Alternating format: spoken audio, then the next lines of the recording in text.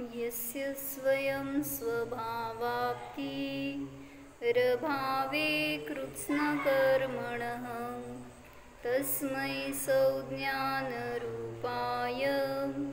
नमोस्तु परमात्मने। जय बोलो आदिनाथ भगवान की जय। योग्योपादान योगेन दृषदः स्वर्णतामतां द्रव्यादिस्वादिसम्पत्ता वात्मनोऽप्यात्मतामतां वरं व्रतैः पदं दैवं नाव्रतैर्वत नारकं छाया तपस्थयोर्वेदः प्रतिपादयतोर्महान् यत्र भावः शिवं दत्ते द्यौकियद्दूरवर्तिनि यो नयत्याशुगव्यूतिं क्रोशार्धे किं ससीदति ऋषिकजमनातङ्कं दीर्घकालोपलालितं नाकेनाकौकसां सौख्यं नाकेनाकौकसामिव वासनामात्रमेवैतत् सुखं दुःखं च देहिनां तथा युद्वेजयन्ते ते भोगारोगा इवापदि मोहेन संवृतं ज्ञानं स्वभावं लभते नहि मत्तः पुमान् पदार्थानां यथा मदनको द्रवै।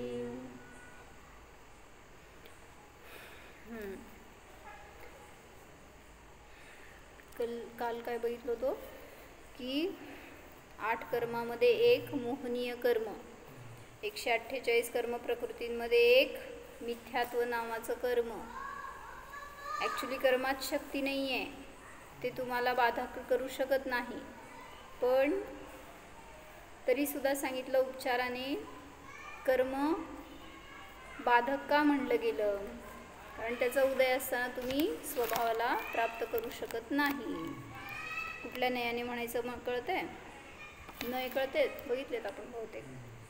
जेव्हा असं म्हणलं की मिथ्यात्व नावाचं कर्म आपल्याला आत्मानुभव होऊ देत नाही, कुठलं नय झाला किंवा मिथ्यात्व कर्माचा उदय असताना जीव स्वभावाला जाणू शकत नाही। कुठला नय झाला हो? व्यवहार नयामध्ये कुठला नाही? त्याचे 4 भेद आहेत, उपचरित, अनुपचरित, सद्भूत, असद्भूत, माहित आहेत?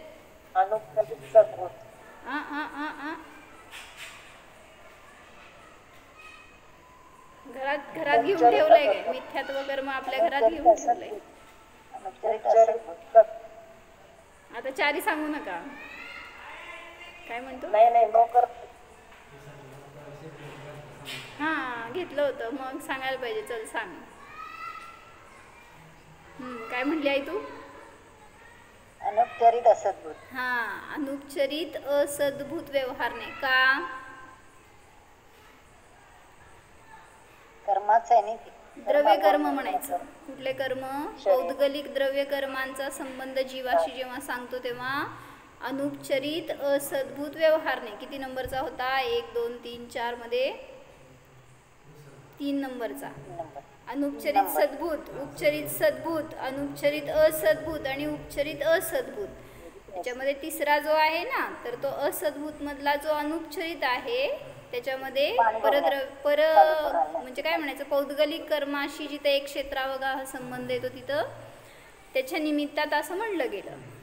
मग मिथ्यात्व हे भाव जीवाचे, त्याच्या निमित्तात आपल्याला स्वभावाची अनुभूती होत नाही। कुठला नय? जीवाचेच असे विकारी भाव। कोणता? अनुपचरित सद्भूत ना बाबा, अनुपचरित मध्ये उपचार न करता तुम्ही संबंध जोडताय, मग ते गुणांशी संबंध असतो। मिथ्यात्व हा गुण नाही आहे जीवाचा, राहिला एकच। उपचरित सद्भूत व्यवहार नयाने सांगितलं जे काय भाव कर्म आहेत त्यांचा जीवाशी संबंध सांगितला जातो। काय म्हटले? जे आपल्याला खोटे भाव होतात की हे शरीर म्हणजे मी आहे, ह्याला सुख असेल तर मला सुख, ह्याला काय रोग झाला तर मला दुःख, म्हणजे त्याच्याशी असणारे एकत्व आहे हे यालाच म्हणायचं मोह, यालाच म्हणायचं मिथ्यात्व। मग हे मिथ्यात्व किंवा हे भाव आपल्याला स्वभावापर्यंत जाऊ देत नाहीत. कर्म करता नाही आहे. कर्म कुठं तुम्हाला बांधून ठेवू शकत नाही की तुम्ही स्वभावाला नाही जाणू शकणार. असं काय करणार ते? जसं वाऱ्याला तुम्ही किती थांबवू शकणार हो? इथं जरी दारं बंद केलं तरी सुद्धा आत बाहेर करू शकतो तो. तसंच आहे जीवाचा उपयोग आहे तो कुठं जायचं हे आपल्यावर आहे. मग तिथं तुम्ही म्हणताय की त्या कर्मांचं बंधन आहे, पण ते कर्म अमूर्तिक जीवाला बांधू शकत नाही. म्हणलं गेलं तिथं तुम्ही परिणाम करणार तसं ते कर्म बांधले जाणार आहेत. मिथ्यात्वाला कोण बांधलो? तुमच्याशी आणून कोणी गाठ बांधली नाही आहे. तुम्ही स्वतः केलेले ते परिणाम आहेत म्हणून तो अनादीपासून तुमच्या बरोबर आहे. मग एवढं ते एका मिथ्यात्वाला आपल्याला परास्त करायचं आहे. आपल्या परिणामांना, कर्मांना पण नाही. जे आपले खोटे भाव आहेत त्यांना जिंकलं तर सम्यक दर्शन सहज आहे. तर याच्यामध्ये बघत होतो मोक्षमार्ग प्रकाशकमध्ये घेऊया. जे दर्शनमोह आणि चारित्रमोह असे दोन भेद केले. त्याच्यामध्ये चारित्रमोह आहे तो 25 प्रकारचा आहे.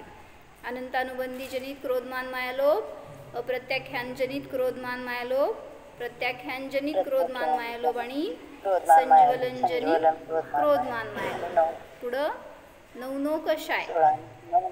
तर त्याच्याबद्दल थोडंसं राहिलं आपलं वाचायचं, काल ते वाचू. त्या काय सांगितलं होतं काल विशेष की क्रोध मान माया लोभ एकाच समयामध्ये होऊ शकत नाही. तुम्ही कितीही भयंकर कशाई असा तरी सुद्धा एका वेळीस एकच कशाय होऊ शकते. चारी कशाय एका समयाला नसतात. काय म्हणतात, क्रमाने होईल एकानंतर एक, पण एका वेळीस चारांचा उदय नसतो. एका वेळीस एकाचाच उदय असू शकतो. म्हणून सांगितलं इथं की क्रोधाधिक चारों कषायों में से एक काल में एक ही का उदय होता है. इन कषायों के परस्पर कार्य कारणपणा है. काल बघितलं होतो क्रोध झाला तर क्रोधाच्या निमित्तात मान होतो किंवा मानाच्या निमित्तात क्रोध होतो. मानाने क्रोध होतो. अभिमान झाला, अहंकार झाला आपल्याला तर त्याच्या निमित्तात कोणी ठेच पोचवली की लगेच क्रोध येतो. सगळे कषाय एकमेकाशी रिलेटेड आहेत. त्यामुळं एकाही कषायामध्ये आपल्याला आश्रय करण्यासाठी स्थान नाही. ते कषाय कोणाला वाटतं कषाय केल्यावर आनंद आहे, शांती आहे, समाधान आहे, दुसऱ्याला आपल्याला आपल्या धाकात ठेवणं म्हणजे चांगलं आहे असं वाटत असेल तर तुम्ही जितकं दुसऱ्यावर डॉमिनेट करणार तितकं तुम्हाला भोगावं लागणार. इस प्रकार कषाय रूप परिणमन जानना. मग कषाय सुद्धा मोह आहे. मग त्या मोहाला जिंकायचं तर निर्मोह स्वभाव आहे त्याची प्रतीती करणं आवश्यक आहे. पुढं वाचता येत आई. पान नंबर 40 आहे. मी वाचू? वाचा. तथा चारित्र मोह के ही उदय से. तथा चारित्र मोह के ही उदय से नो कषाय होती है. वहाँ हास्य के उदय से कषाय आणि नो कषाय ह्याची किती भेद पटकन सांग. कषायाची किती भेद ना बाबा. आता नो कषाय वेगळे काढले म्हणल्यावर कषाय किती राहिले? 16 आणि 9. 16 कषाय आणि 9 कषाय सगळे मिळून 25 भेद आहेत. मग सांगतायत काय, चारित्र मोह के ही उदय से नो कषाय होती है. नो कषाय कशाला म्हणायचं ते सांगा मला. काय झालं? शरीर कापडात घ्यायचे तर कापडात घेऊन सोडा.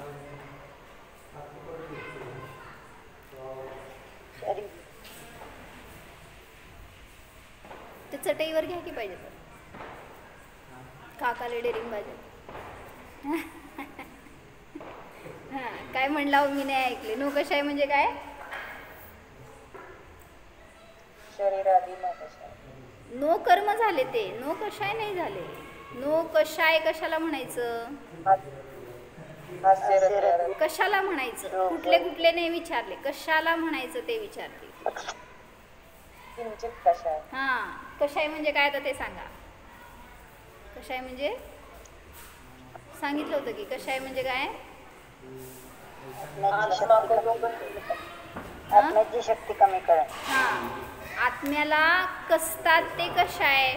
मग कसतात म्हणजे काय? हां, मी विचारायचं आधी विचारते मुद्दा. मी सांगून पण झालं हे उत्तर तुम्हाला. शक्ती क्षीण करणे. शक्ती क्षीण करतात. कसतात म्हणजे असं येऊन चावतात नाही. ते येऊन चावणार नाहीये तुम्हाला.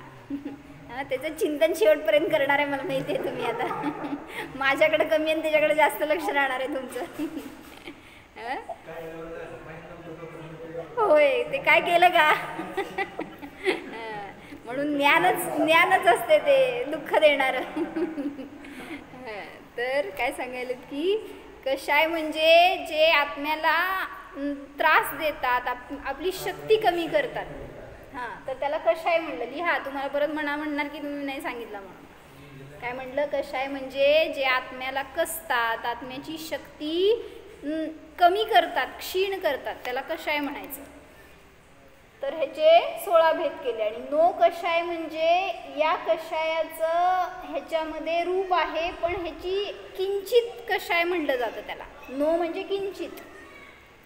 नो कर्म, नो कषाय असं जे येतात ना शब्द, तर ते नो म्हणजे नो संसारी, तर किंचित असं म्हटलं जातं त्याचा अर्थ.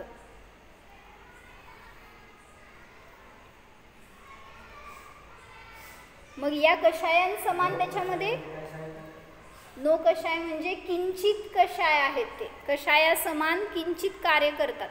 याच्यासारखी शक्ती नाही आहे ह्याच्यामध्ये, पण तरी सुद्धा हां, जसं हे हास्य रती वगैरे सांगतो ना आपण, हे पण जीवाला विभावच करवतात. पण तरी सुद्धा या कषायासमान हे तुम्हाला काय म्हणायचं, इतकं मोठं रोल नाही आहे त्याचं. जसं हे की तुम्हाला सम्यक्त्वामध्ये बाधा करेल, संयमामध्ये बाधा करेल, महाव्रतामध्ये बाधा करेल, असं नाही आहे ह्याचा रोल. तर सांगतायत काय की नो कषाय म्हणजे थोडाफार तुम्हाला त्रास देणार आहेत ते, असे ते असतात नो कषाय. त्यांचं वर्णन करतायत.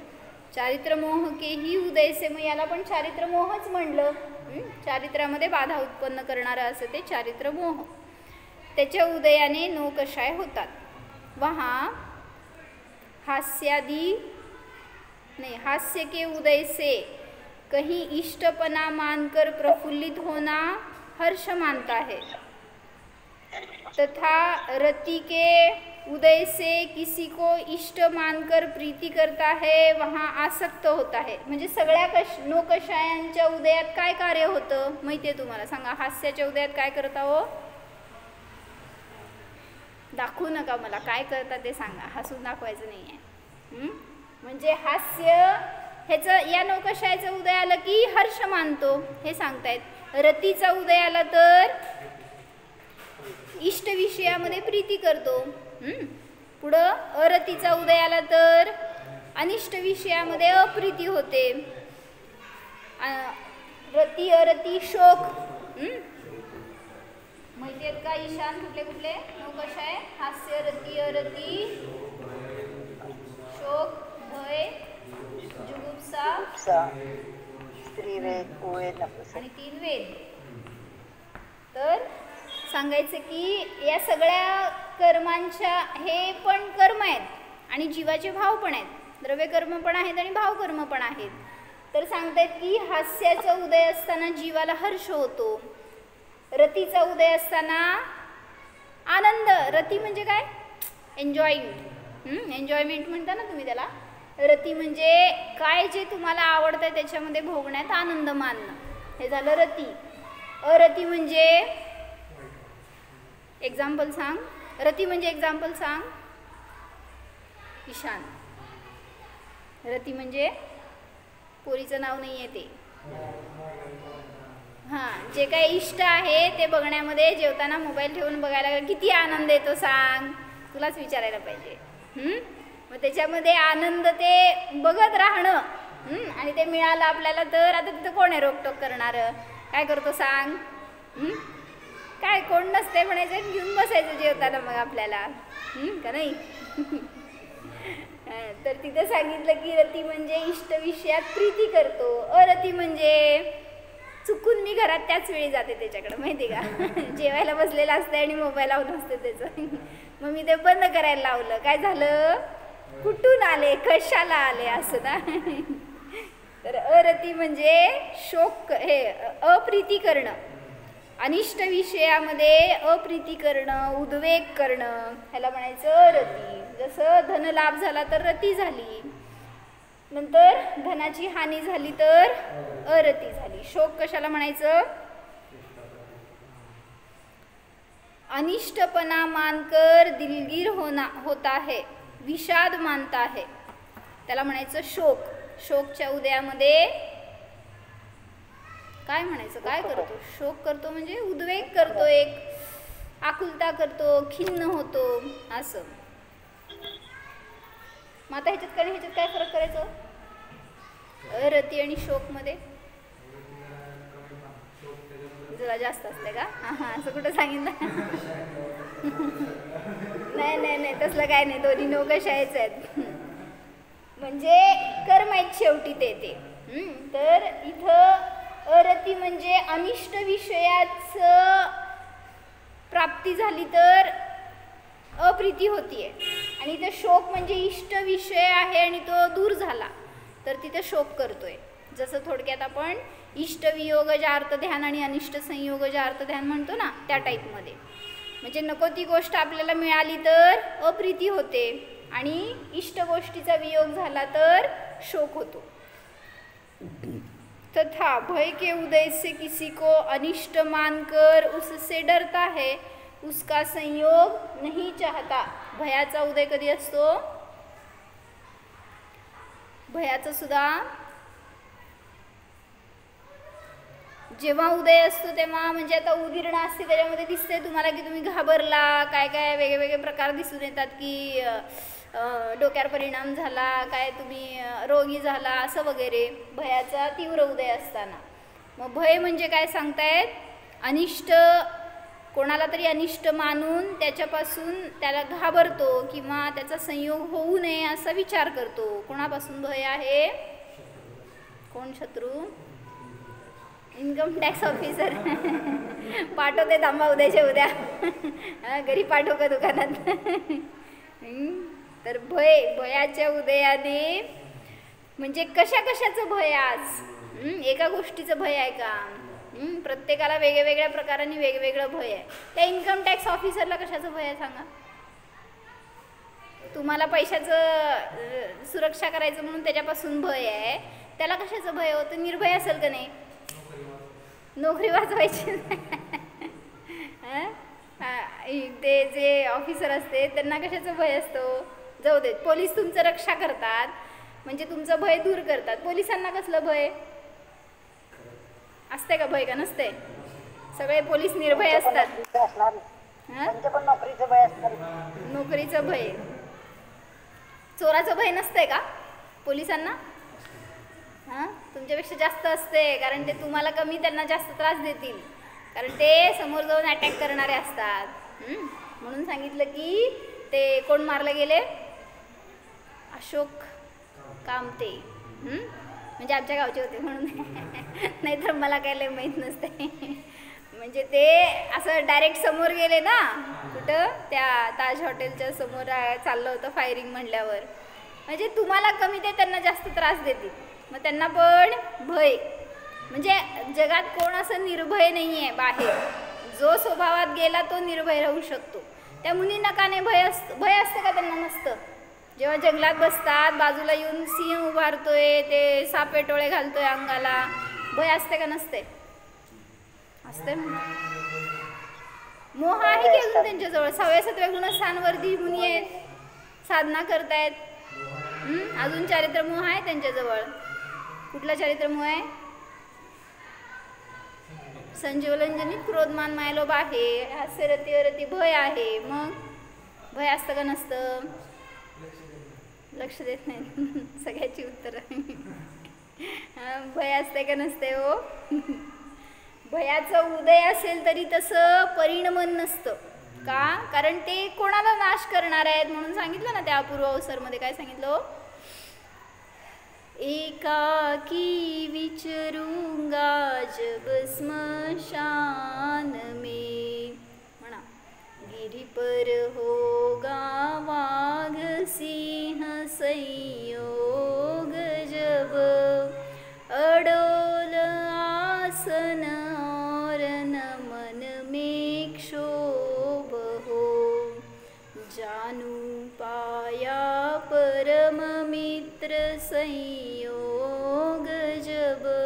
असं विचार करतात जेव्हा समोर येऊन तिथं वाघ सिंह उभारतील तर मुनी काय विचार करतात, माझा शत्रू कोण आहे, म्हणजे मला मोक्षाला अडथळा करणारं हे शरीर आहे आणि या शरीराचा शत्रू तो सिंह आहे. मग शत्रूचा शत्रू माझा मित्र असतो, चल जायचं का सिंहाला भेटायला. म्हणजे असं विचार करणाऱ्याला शक्ती लागते ज्ञानामध्ये बरं का. असं आपण विचार करू शकत नाही. साधं ते किडा आलं तर किती घाबरलो सांग, तर सिंहाच्या समोर कसं फेस करणार आपण. मग तिथं त्या मुनींची परिणती इतकी स्थिर, इतकी त्या ज्ञानामध्ये बळ आलेलं असतं की कोण माझं वाईट करू शकत नाही. आणि हे जे अडथळा आहे हे दूर करायला जर तो मदत करतोय तर तो माझा उपकारी आहे. जानू पाया परम मित्र संयोग जब, त्यांना मी माझा परम मित्र मानतो जे मला माझ्या दुःखातून या कैदेतून सोडवणारे आहेत. असा विचार करतात. त्यामुळे त्यांना भय परिणतीत नसतं. उदयात असेल तरी पण तशी परिणती नसते. म्हणून तुम्हाला वाटतंय तिकडं बघताना की ते कोल्हा पाय खातोय, परत ते काय शेगडी ठेवली डोक्यावर, अजून काय हो साप. बरं नाही, साप काय घातलं तर ते गेले नाहीत, म्हणजे जसं त्या ह्यांच्यावर. अजून कोण सांगू उपसर्ग काय झालेले, पांडवांच्या गळ्यात तप्त दागिने घातले सगळे अंगावर. अजून बोल निशांत पटकन,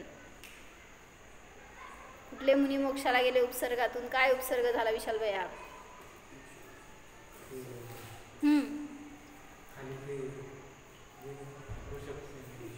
घाणीत पिळलं 500 मुनींना. त्यावेळेस पण भय नाही वाटलं. मग माताजीने किती चांगलं घटवलं होतं. तेव्हा काय केलं, ते 500 मुनींना लाईनीशी उभारू केलं होतं आणि समोर घाणीत टाकत होते. म्हणजे जस्ट तुमचा नंबर आहे त्याच्या मागं. तर त्या मुनींचे परिणाम कसे असणार दिसतंय समोर की हाडाचा रक्ताचा असा ढीग पडलाय, एकेकांच्या चिरकांड्या उडायला लागल्यात शरीरातून, तरी पण एक तोंडातून ब्र नसतो शब्द, आणि बस आनंदाची प्रसन्नतेची मुद्रा असते. असं बघून त्या मागच्या मुनींचे काय परिणाम होणार हो. तुम्ही त्यांच्यात शेवटी उभारलाय समजा, तुम्हाला पण टाकणार असतील त्याच्यामध्ये, काय करणार विशाल भैया. नाही बाबा मी नाही जाणार. तुम्हाला काय करायचं काय करा ते. त्यांनी अट घातली होती ना, जैन धर्म सोडा नाहीतर स्वाहा. मग किती किती तुमची दृढता आहे. सोडायला चालतंय पण शरीराला त्रास व्हायला नको, इतका मोह आहे शरीराशी. पण त्या धर्मावर तेवढी दृढता नाही, श्रद्धा नाही. त्याला सोडायला नको हे भाव नाहीत, आणि ते भाव होते म्हणून त्यांची रक्षा झाली.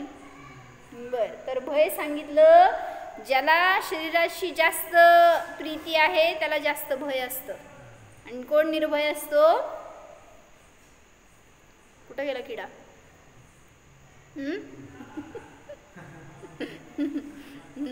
म्हणजे तिथं आपण त्या छोटंसं काहीतरी आपल्या जवळ आलं, विंचू आला जाऊ दे, छोटासा असतो, काय करायचो.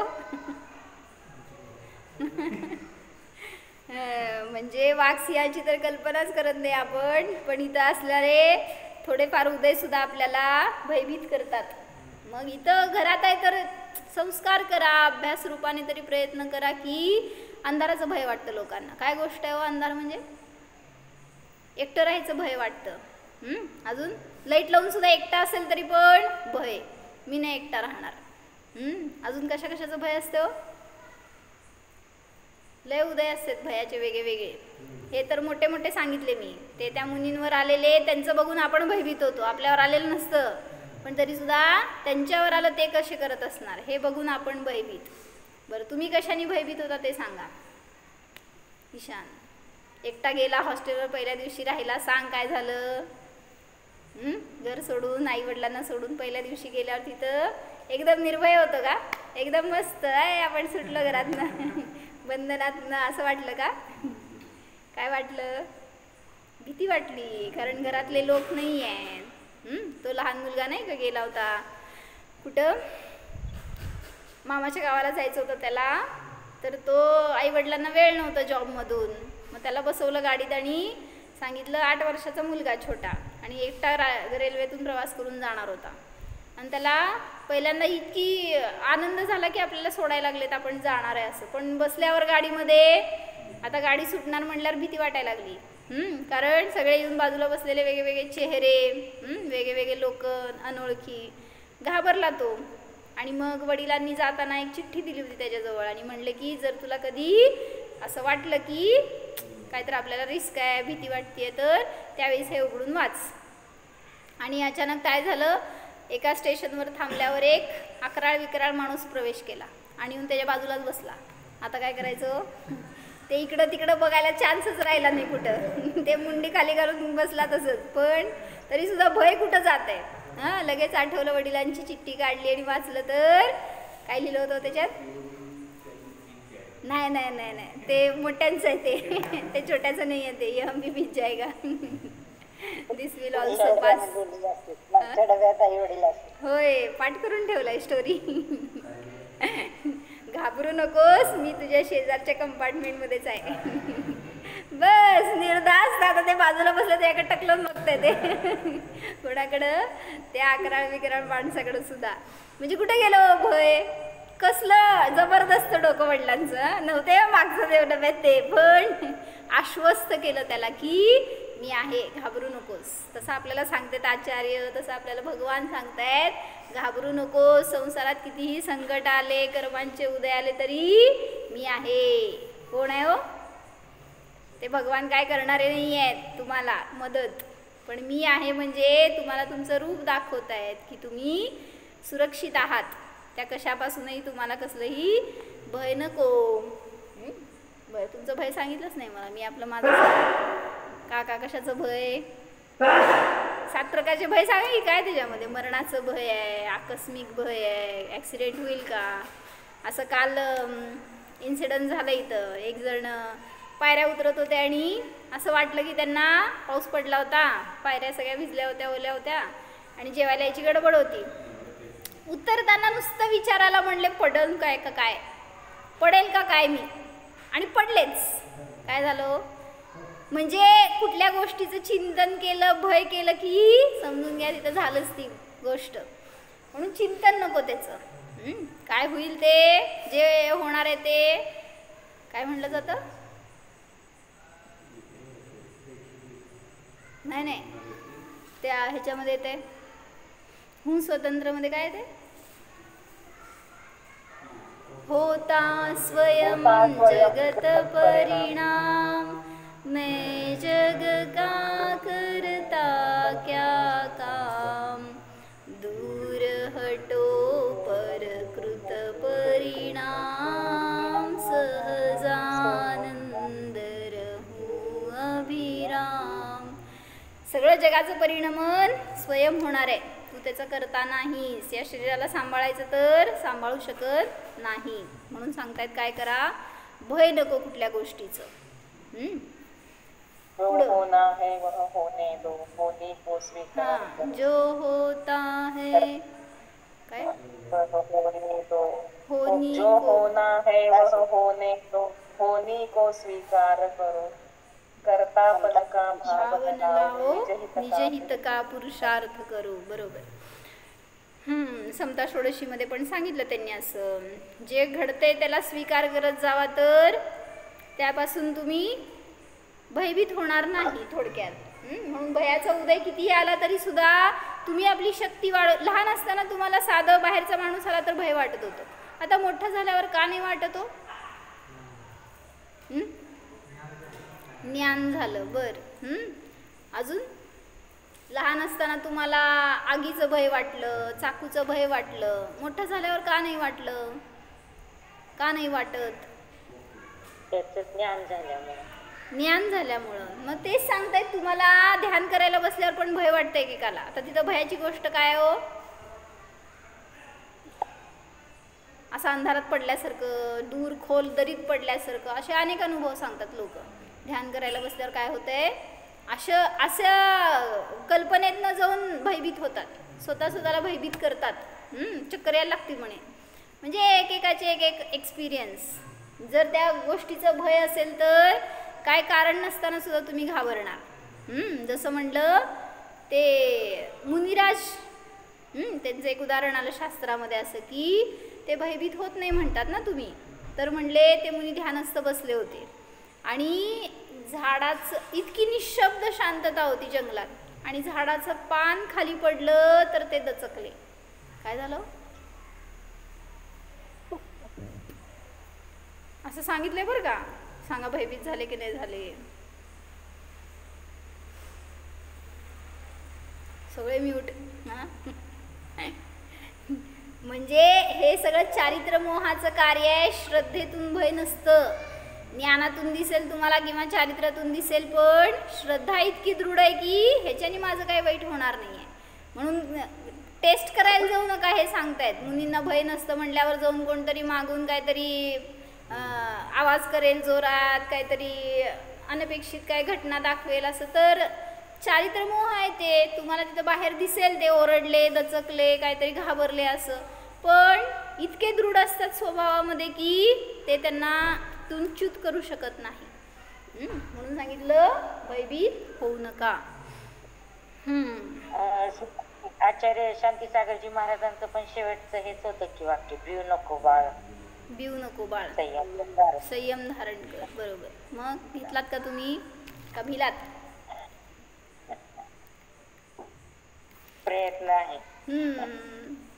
म्हणून लवकर संयमी व्हा, लवकर धर्मामध्ये उतरा, लवकर स्वभावाचा अनुभव करा. भय के उदय से किसी को अनिष्ट मानकर उससे डरता है, उसका संयोग नहीं चाहता, तथा जुगुप्सा के भय से किसी पदार्थ को अनिष्ट मानकर उससे घृणा करता है, उसका वियोग चाहता है. जुगुप्सा म्हणजे किळस. मग कुठल्या गोष्टीची किळस करतो तर त्याच्या निमित्तात सुद्धा आपल्याला अशुभ कर्म प्रकृतींचा बंध होतो. किसी पदार्थ को अनिष्ट मानकर उससे घृणा करना, उसका वियोग चाहना, ये जुगुप्सा आहे. मग त्याचं पण उदय अनेकांना अनेक वेळी असतो. साधं सांगितलं कुठल्या रोगीजवळ राहायचं म्हटलं तर जुगुप्सा वाटते, किळस वाटतो. तर तिथं उलट तुम्हाला तसे मुद्दाम संयोग मिळणार. जर जुगुप्सा करणार तर सगळे लोक रोगी होणार किंवा आपली इष्ट व्यक्ती नियमाने रोगी होणार आणि त्याच्याजवळ आपल्याला राहावं लागणार, त्याची सेवा करावी लागणार. म्हणून सांगतायत कुठल्या गोष्टीचं किळस करायला नको. तर मला काय सांगायचं होतं की अशी मी एक आजच इन्सिडन्स ऐकले, म्हणजे झालेलं आहे ते फार दिवसांपूर्वी, पण मला आज कळालं. म्हणजे आपल्याला न्यूज ऐकून सुद्धा भय वाटतं एकदा. एखाद्याच्या जीवनामध्ये इतकं भयंकर प्रसंग कसं घडू शकतो. तर एक मनुष्य मुंबईमध्ये, कोण आहे माझ्यासमोर, तर ते सांगितले की 42 वर्षाचा मुलगा होता आणि तो जॉब करत होता, खूप चांगल्या पोस्टवर होता, खूप त्याची मेमरी शार्प होती, चांगलं पोस्ट होती असं वगैरे. आणि नवीन घर घ्यायचं होतं त्याला मुंबईमध्ये. म्हटल्यावर त्यांनी सगळं त्याचं ओके झालं होतं, लोन काढायचं तयारी झाली होती, सगळे डॉक्युमेंट झाले होते, फक्त बँकेत जाऊन ते स्वतः क्लिअर करायचं होतं, त्याला काय म्हणतात व्हेरीफाय करायचं होतं. म्हणून तो त्याचं वर्क प्लेस घरापासून राईट साईडला होतं, तर त्याला बँकेसाठी लेफ्ट साईडला जायचं होतं म्हणे. ते मला लई नावं माहीत नाही, डोंबिवली आणि तसले काय कुठं आहे ते कोणाला माहिती. तर ते त्याला उलट्या दिशेला जायचं होतं. मग तो रोज जाताना कॅबनी जायचा जॉबवर, पण आज तिकडं जायचं आहे म्हटल्यावर त्यांनी ट्रेननी चालला होता, काय लोकलनी. आणि जाताना नेमकं सांगितले की घडलेली घटना आहे ही 2-3 महिन्यापूर्वी मुंबईमध्ये. तर ती एक लोकल दुसऱ्या ट्रेनला, समोरून येणारी सुपरफास्ट ट्रेन होती आणि त्यांचं टर्निंग एकाच ठिकाणी होतं की इतकं जवळ अंतर आहे म्हणे त्या 2 रुळांचं की ती एक ट्रेन दुसऱ्या ट्रेनला घासत गेली. आणि नेमकं ह्या लोकलमध्ये इतकी लोकं भरली होती की ती दाराच्या बाहेर आली होती. आणि काय झालं, जसं ती घासत जायला लागली तसं ती लोकमध्ये चेंगरली गेली, बाहेर ओढली गेली आणि एक माणूस ओढला गेला तर त्याला धरायला काय मिळालं नाही, त्यांनी दुसऱ्या माणसाला धरलं, दुसऱ्याने तिसऱ्याला धरलं, असं करत सांगितले. एक नाही, दोन नाही, तिसऱ्या स्टेशनला जाऊन गाडी थांबली तोपर्यंत 14 लोक त्याच्यामध्ये गेली. आणि त्यात गेलेला तो मुलगा होता ज्याची मला आज स्टोरी कळाली. म्हणजे आपण ते ऐकल्यावर पण आपल्याला किती भय वाटतं की असं कसं झालं असणार, क्या भीती होगी उसके ऊपर, जेव्हा तो म्हणजे त्याचा दोष काय होता असं आपल्याला वाटतं की त्याला उगीच उदय हे भोगावं लागला, त्याचं आयुष्य संपलं त्याच्यामध्ये. म्हणजे स्वप्न होतं काय, नवीन घरात राहायला जायचं होतं, कुठं राहायला गेला हो, घरच बदललं सगळं, दुसरंच घर मिळालं. म्हणजे असे पण उदय येतात लोकांना आणि आपल्याला तर इतके भयंकर उदय नाही आहेत आणि आपण किती भयभीत होतोय. मग आपल्याला कुठं कोण शरीर तोडत नाही आहे, सोडवत नाही आहे आपलं, पण तरी त्या शरीराला थोडीशी खरोच आली, थोडंसं रोग झाला, थोडं कुठं दुखलं खुपलं तरी लगेच भयभीत. काल असं आमच्याकडं काकी आहेत, त्यांना रॅश आली अंगावर, किती माहिती, असं 5 मिनिटात आमच्या डोळ्यासमोर. काय कशाची रिॲक्शन असेल त्यांना माहीत नाही, पण जेवण करून आले ते आणि हळूहळू असं लाल होत चालली होती स्किन त्यांची. असं काय म्हणायचं, त्या फक्त रस्त्यावरून आमच्या दारापर्यंत येईपर्यंत सगळं स्किन लाल झाली, सगळा चेहरा भरला, असे फोडी आले चेहऱ्यावर, हातावर. मग घाबरणार का नाही? म्हणजे ते बघून सुद्धा एकेकांना भय वाटलं की काय होतंय असं. आणि मग म्हणजे मला म्हणायचंय, असं शरीरात रोग झाला एवढासा तरी पण आपण किती भयभीत होतोय. आणि मग कसं तुम्ही संसाराच्या इतक्या भयंकर दुःखाला कसं नष्ट करणार आणि कसं मोक्षाची गाठ करणार. म्हणजे किती निर्भयता पाहिजे. स्वभावाकडं गेलात तर निर्भयता आहे, पण बाहेर आलो तर नियमाने भय आहे. कुठेही असं स्थान नाही आहे की जिथं भय नाही. म्हणून काय सांगितलं, समाधी शतकमध्ये बहुतेक 21वा का काय श्लोक आहे, त्यात सांगितलं, मूढात्मा यत्र विश्वस्तस्तो नान्यत भयास्पदम यतो भीतस्ततो नान्य दभय स्थानमात्मनः. काय सांगितलं, मूढात्मा म्हणजे मूर्ख आत्मा जो असतो तो यत्र विश्वस्त, जिथं विश्वस्त असतो त्यापेक्षा दुसरं भयाचं स्थान नाही. कुठलं हो, कोण मूढात्मा आणि कोण कुठलं स्थान जे निर्भय आहे.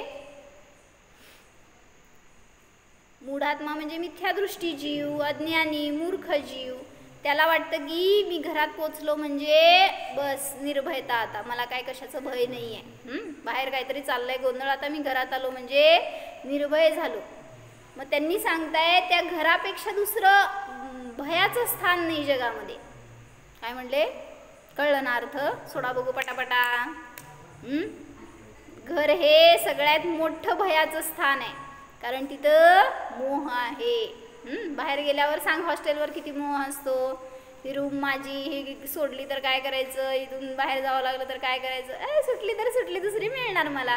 किती आपण तिथं लगेच सोडायची तयारी. पण घरात आल्यावर हे सुटलं तर कुठं जाणार, म्हणजे हे पाहिजेच, हे माझं, हे चांगलं, ह्याच्यात मला आनंद, हे सगळे भाव आहेत. तर ते म्हणून म्हटलं, मूढात्मा जिथं विश्वस्त असतो त्याच्यापेक्षा दुसरं भयाचं स्थान नाही.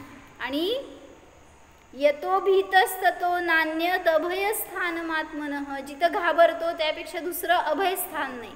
कुठं, ध्यानाला बसल्यावर इतकी भीती वाटते की कधी सोडतो आणि डोळे उघडतो. मग ते सांगतायत त्याच्यापेक्षा दुसरं अभय स्थान नाही आहे तुला जगामध्ये. म्हणून जर भय वाटलं बाहेर तर आत जा, पण आपण आतच भीती करतो आणि बाहेर येतो. म्हणून सांगतायत तुम्हाला तुमचं भय कधी नष्ट होणार नाही. हे सगळे हास्य आदी 6 नौकशाय सांगितले. तसंच वेद सांगतायत, तथा वेदों के उदय से इसके काम परिणाम होते हैं. वहाँ स्त्री वेद के उदय से पुरुष के साथ रमण करने की इच्छा होती है, पुरुष वेद के उदय से स्त्री के साथ रमण करने की इच्छा होती है, तथा नपुंसक वेद के उदय से युगपत दोनों से रमण करने की इच्छा होती है. वेदाचं कार्य ते करतं, पण आपण त्याच्यामध्ये आकृष्ट झालो, तसे परिणाम केले तर पुन्हा त्या वेदांमध्येच अडकणार. अवेदी होणार नाही, निर्वेद होणार नाही. म्हणून मुनींना पण आहेत ना वेद, स्त्रीवेद, पुरुषवेद, नपुंसक वेद, तिन्ही वेद असतात. बहिरंगात जरी द्रव्य मुनी आहेत तरी सुद्धा भाव तिन्ही वेद असू शकतात. मग ते उदय त्यांना पण त्रास देतात की नाही असं नाही, पण झिंकत जात आहेत ना वर वर सगळ्या कषायांना, नो कषायांना, तर तिथं ते वासनेचे परिणाम सुद्धा नष्ट होत गेले. म्हणून तिथं समोर जरी अप्सरा आल्या ते त्यांना च्युत करण्याचा प्रयत्न करतायत तरी सुद्धा इतके आढळ राहू शकतात ते. मग तशी आपल्याला सुद्धा साधना करता येणं आवश्यक आहे. इस प्रकार ये नो तोग नो कषाय है, यह क्रोधादि सरीखे बलवान नहीं है, इसलिए इसे ईशत, काय म्हणले ईशान? नो म्हणजे ईशत, ईशत म्हणजे किंचित असा अर्थ असतो त्याचा. ईशत कषाय है कहते हैं, यहाँ नो शब्द ईशत वाचक जानना, इनका उदय उन क्रोधादिकों के साथ यथासंभव होता है. जेव्हा जेव्हा ह्या 4 कषायांचा उदय येतो त्याच्याबरोबर त्या त्या नो कषायांचा उदय असतो. म्हणजे अनंतानुबंधी जनित नो कषाय, अप्रत्याख्यान जनित नो कषाय, प्रत्याख्यान जनित नो कषाय आणि संज्वलन जनित नो कषाय, अशी त्या त्या प्रकारची त्याच्यामध्ये काय म्हणायचं तीव्रता असते, त्या प्रकारची कमी जास्तपणा दिसून येतो. पण त्याच्या आहारी जो जातो तो नियमाने पुन्हा दुःखाला प्राप्त होतो. म्हणून त्या कषायांना, नो कषायांना जो जिंकतो तो निष्कषाय स्वभावाचा आनंद भोगू शकतो.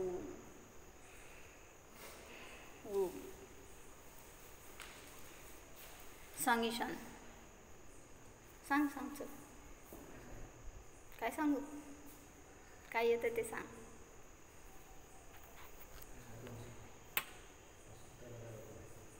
सांग प्रज्वल. आता भैया झालं की आपलं, हां एक्सपर्ट झालोय आता. सांग चल,